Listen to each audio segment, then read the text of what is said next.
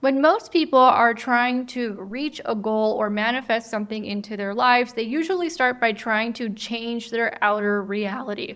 They work harder, they try harder, they do more. Now, what if I told you that this is the exact opposite of what you should be doing? And if you focus on something called the mirror principle, you will actually get results a lot faster, with a lot more ease, with a lot more flow, and with a lot less effort. Hi, my name is Amanda Abeo. Welcome to Mindful Success Path. On this channel, we help high achievers, high performers, business people, and anybody who wants to live their best life get the desired results that they're looking for without all the extra stress, drama, effort that most people are accustomed to. So if that's something that you're interested in, make sure to subscribe and hit the notification bell so you don't miss a single video that we have coming out on this channel. And if you would like to take what I'm talking about in this video a step further, we have a free guide for you to download. It's my 4-step manifestation process that I use to rewire my subconscious mind, which is something that we're going to be talking about in this video today.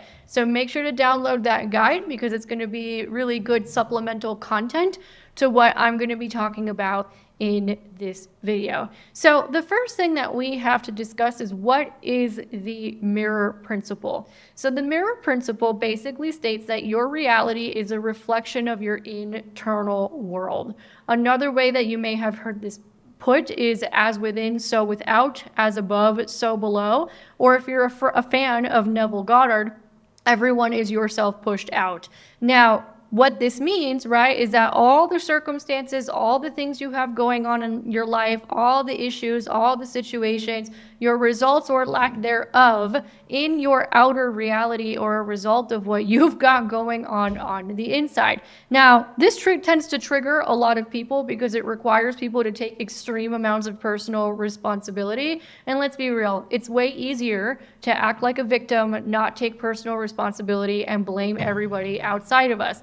That is typically much easier for people to do than to be like, hey, maybe there's something going on with me because I'm the common denominator here.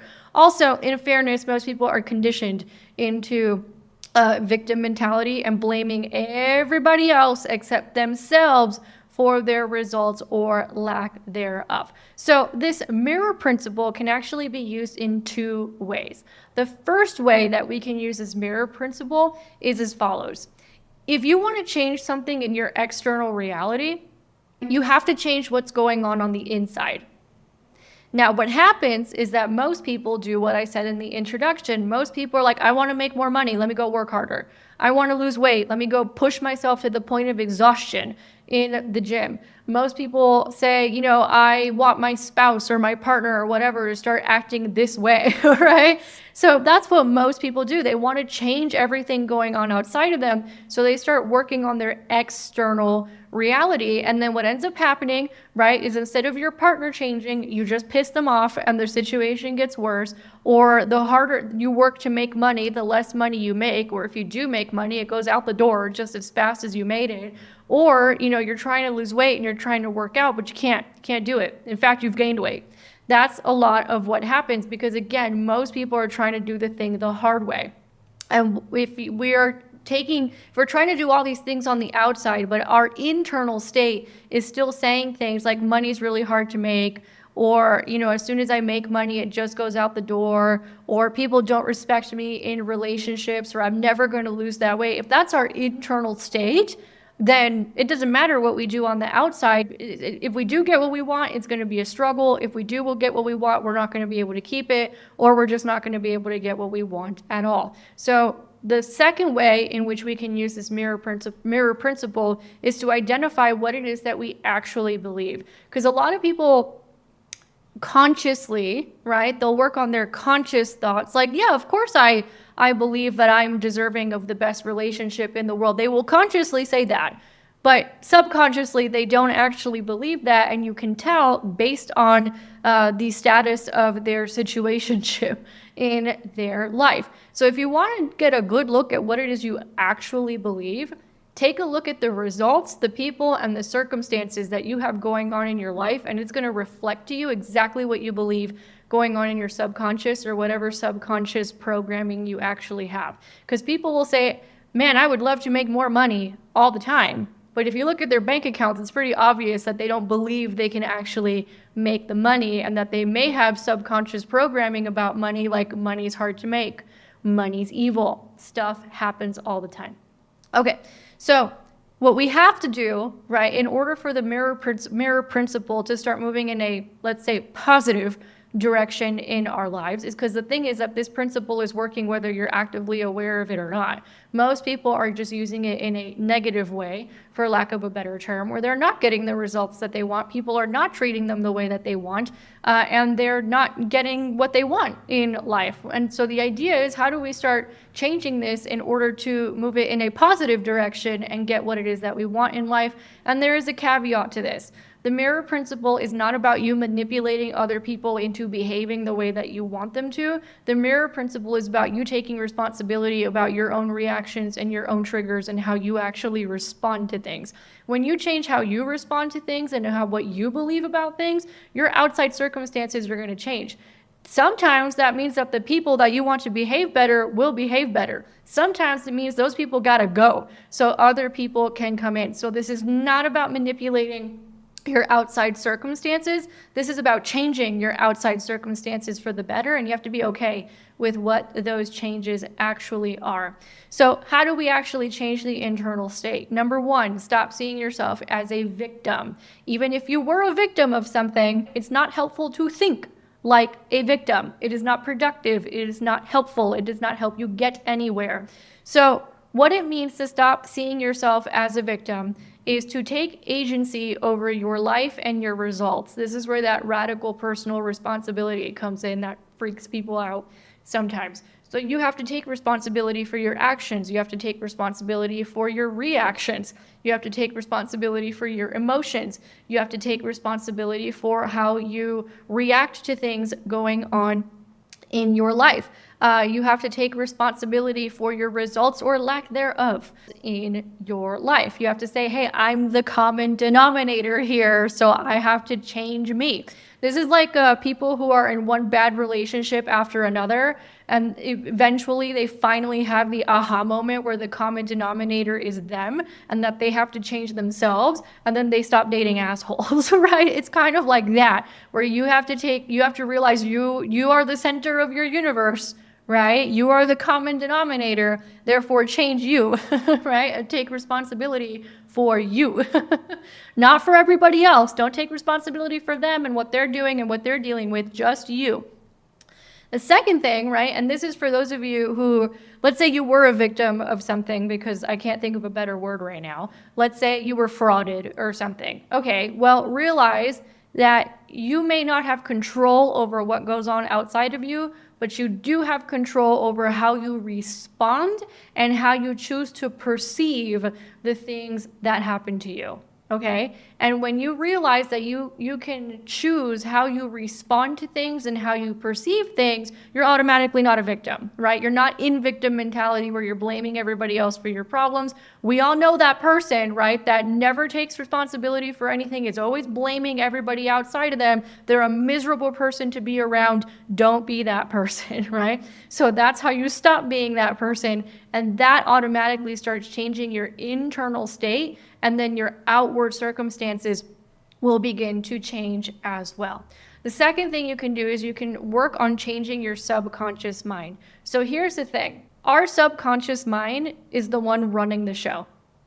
Now, physically, our subconscious mind is responsible for things like breathing and our body temperature. We're not consciously thinking of these things. Our body is automatically doing it. I'm not here consciously thinking, oh, let me take a breath in and let me take a breath out. I'm breathing without even thinking about it. The subconscious mind is the one that handles that. However, it's the same thing when it comes to beliefs and programs.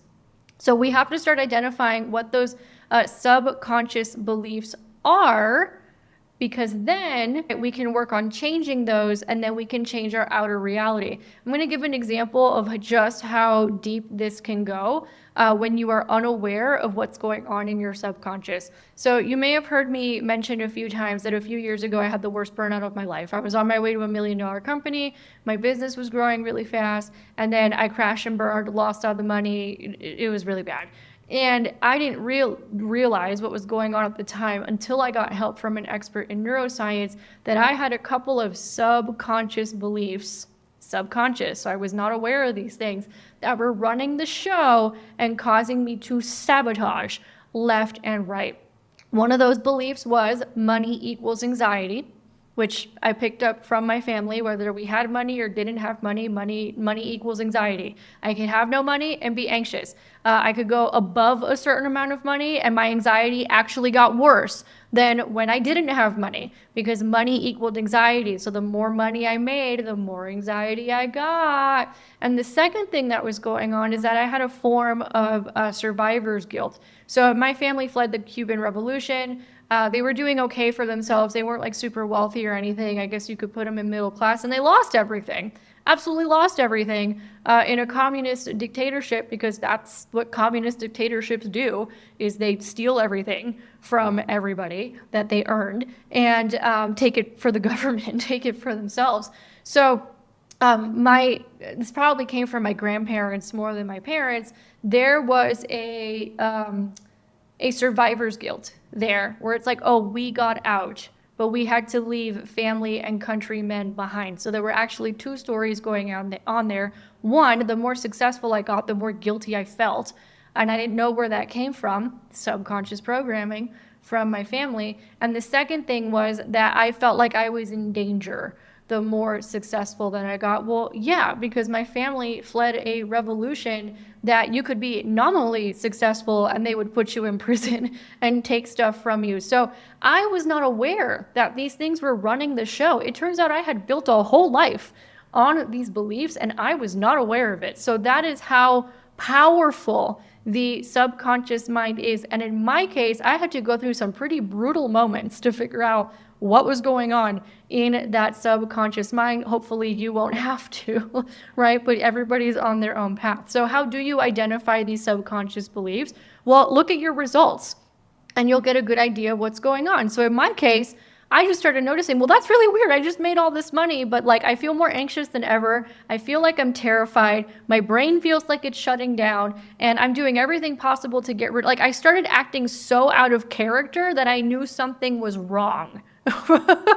And then I got some help with a neuroscience expert, and then they immediately were able to identify what that subconscious programming was based on what I was telling them. That's how powerful the subconscious is. The second thing is to pay attention to your triggers, right? So what triggers you? What makes you upset? What do you have overly emotional reactions to that don't really make sense for what is going on in that moment? What are you overreacting to? Pay attention to those, because that'll tell you some of the subconscious programming that's running the show. Because maybe it's something very simple that happens to you, like let's say you get an unexpected bill, right? And then suddenly you start flying off the handle. Well, maybe there's some subconscious programming going on inside of you where you're like, I don't feel safe. Somebody always takes money from me. Or I saw my parents build a successful business and everything was taken from them and we're going to end up in the streets. It could be anything like that. It could be anything that we picked up as a child. So pay attention to your triggers and what sets you off. The second thing is start doing things like visualizing, affirmations, things like that. However, right, you have to make sure that when you are doing things like affirmations and visualizing, that you're actually stepping into the feeling of what it is that you desire. I have said this before, where when I was ready to manifest love, I had this like whole movie mapped out in my head where we were traveling all around the world. I knew I was being treated in a specific way. I knew what characteristics. I even would talk to myself the way that I wanted my future beloved to talk to me in my head. And then 4 months later, I manifested Justin, and he literally acts the exact same way that I would see in those visualizations. And the reason it happened so fast is because I wasn't just writing things out mechanically. I was actually feeling into it. I would pretend I was in a movie, basically, and I'm in the movie moving through things, and I didn't know what he looked like, right? But I could sense that there was something there and get into the feeling of it. And getting into the feeling of it actually impresses upon your subconscious mind a lot faster than just repeating affirmations or visualizing without any emotion. To that effect, you want to make sure that you're doing these types of things consistently.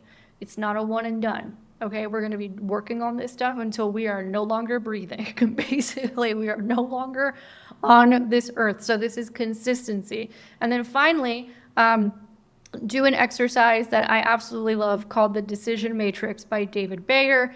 You can do this when you notice a limiting belief coming up. So for example, I had a limiting belief where I couldn't make money selling workshops and courses and programs passively off of social media and email. So I've been reworking that one, right? I will identify the limiting belief, then I will write down what the new belief is, and then I will give myself evidence as to why the new belief is true. Within 2 weeks, I'd made $3,000 selling workshops off of YouTube videos or social media posts or emails without a single sales conversation, which is a newer thing for me. And then I've done this with clients in our Effortless Revenue Mastermind, and it's a similar process for them where, for example, there's one client who had this idea that more money would make her greedy and that she shouldn't want more than what it is that she actually needs. So she would play herself down in her business. This is already a successful person, but she wants to go to the next level. She would play herself down because she didn't want to be a greedy person. So we identified the limiting belief. Oh, more money makes me a greedy person. We switched it. More money makes me a more generous person. We found evidence as to how she's a generous person now and how she's extremely generous with money, which would not change if she had more money. If anything, she would just be more generous. And within 48 hours, she was making more money because she changed that belief and she actively worked on changing that belief and she was consistent in changing that belief. So that's how you work on changing your subconscious mind. And then finally, you want to do meditation to change your internal state. What's cool about meditation, you can plug into consciousness, but what's even cooler, in my opinion, right, is that you start to realize that you are not your thoughts, your circumstances, or even your emotions. So what happens is you start becoming the witness to what is going on internally. And then when you become the witness to what is going on internally, you start getting clear on what it is that's going on. And then you can use some of the tips in the video to actually start changing what is going on internally. And when you change what is going on internally, your outward circumstances are going to be sure to follow. So hope you guys liked this video. Go ahead and give it a thumbs up and make sure to subscribe and hit the notification bell. Check all the resources that we have in the description in the first comment, and I will catch you guys on the next one.